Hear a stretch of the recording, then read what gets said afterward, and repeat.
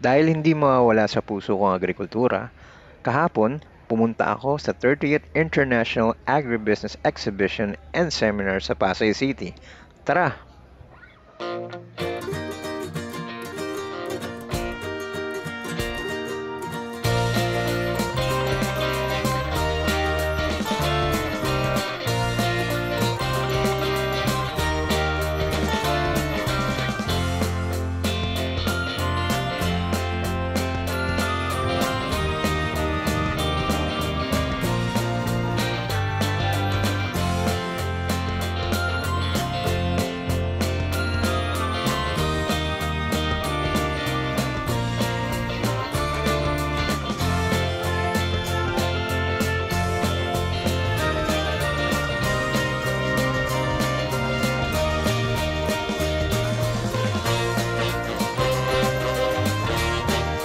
Our heads and place ourselves in the presence of the Lord. Almighty and everlasting God, ever-loving God, we come before you today with grateful hearts.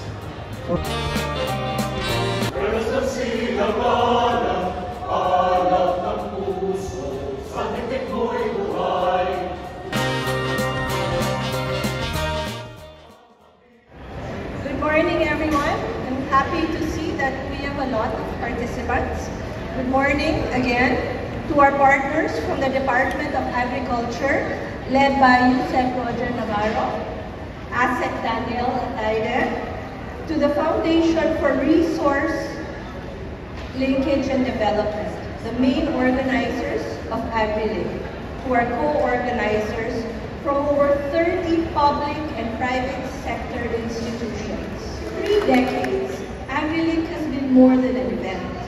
It has been a meeting place where agriculture embraces innovation, where knowledge is exchanged, and where lasting partnerships are forged. As this year's chairperson, I am deeply honored to stand before you, not only in this role, but also as someone who has once walked through these halls as a guest. This year, our theme focuses on logistics as the key to an efficient market and value chain. And the reason is clear. Studies show that up to 30% of our agricultural produce is lost because of weak logistics systems. Nearly 1/3 of the food that our farmers painstakingly grow never even reaches the market. So it is our honor and pleasure to stand before you here today as we open the 30th 30 años AgriLink, Foodlink, and Aqualink, the country's premier agribusiness exhibition. So this year's theme is about logistics. We must remember that we are a country that are all in the 7,000 islands. So logistics play a vital role in our agriculture.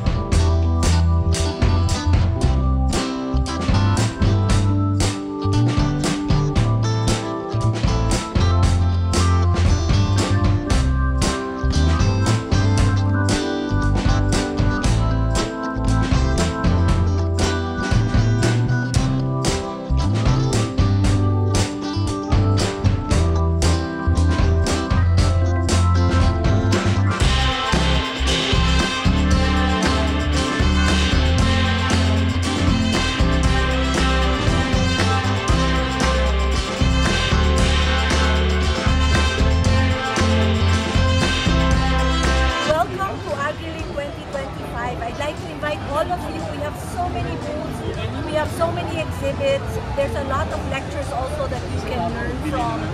Please come and join us. We're here from October 2 to October 4. And we'd love to see you. Come and visit us at the World Trade Center.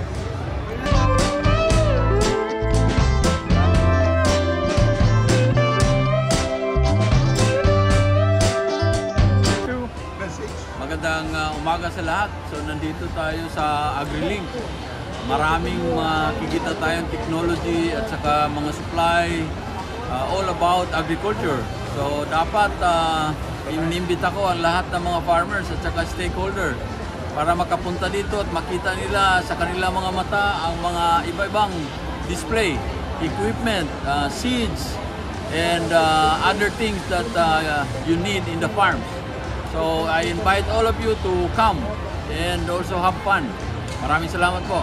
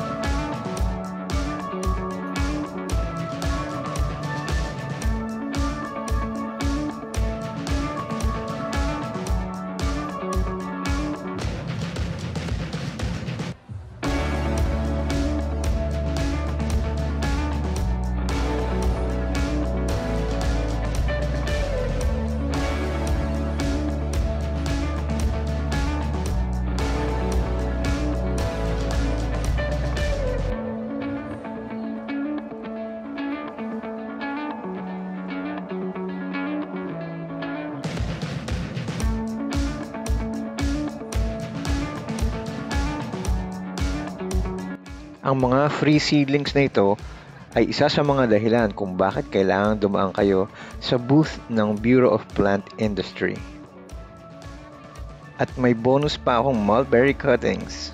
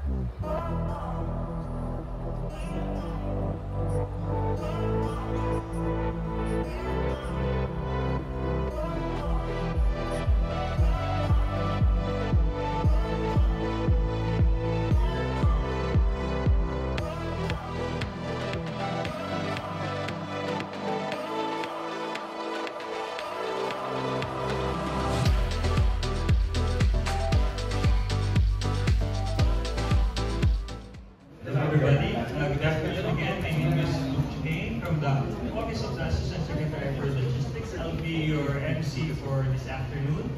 And of course, thank you to everybody for being here and being part of this wonderful event. So welcome to the Agricultural and Fisheries Logistics Roundtable discussion.